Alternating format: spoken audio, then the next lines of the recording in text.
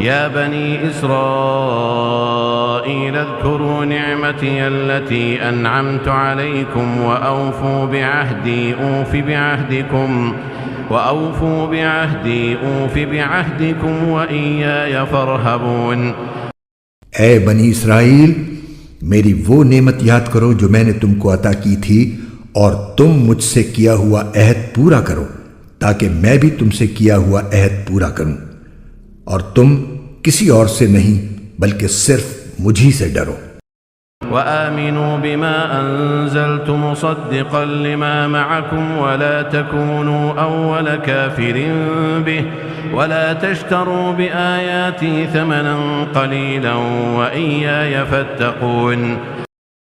اور جو کلام میں نے نازل کیا ہے اس پر ایمان لاؤ، جبکہ وہ اس کتاب یعنی تورات کی تصدیق بھی کر رہا ہے جو تمہارے پاس ہے، اور تم ہی سب سے پہلے اس کے منکر نہ بن جاؤ، اور میری آیتوں کو معمولی سی قیمت لے کر نہ بیچو، اور کسی اور کے بجائے صرف میرا خوف دل میں رکھو۔ ولا تلبسوا الحق بالباطل وتكتموا الحق وأنتم تعلمون۔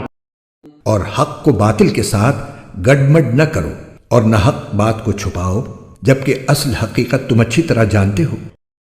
وَأَقِيمُوا الصَّلَاةَ وَآتُوا الزَّكَاةَ وَارْكَعُوا مَعَ الرَّاكِعِينَ۔ اور نماز قائم کرو اور زکوٰۃ ادا کرو اور رکوع کرنے والوں کے ساتھ رکوع کرو۔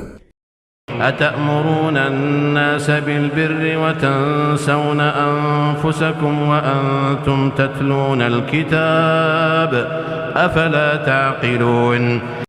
کیا تم دوسرے لوگوں کو تو نیکی کا حکم دیتے ہو اور خود اپنے آپ کو بھول جاتے ہو، حالانکہ تم کتاب کی تلاوت بھی کرتے ہو؟ کیا تمہیں اتنی بھی سمجھ نہیں؟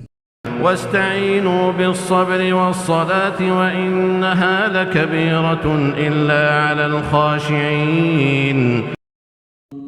اور صبر اور نماز سے مدد حاصل کرو۔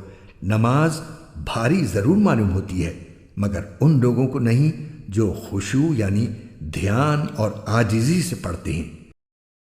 الذين يظنون أنهم ملاقو ربهم وأنهم إليه راجعون۔ جو اس بات کا خیال رکھتے ہیں کہ وہ اپنے پروردگار سے ملنے والے ہیں اور ان کو اسی کی طرف لوٹ کر جانا ہے۔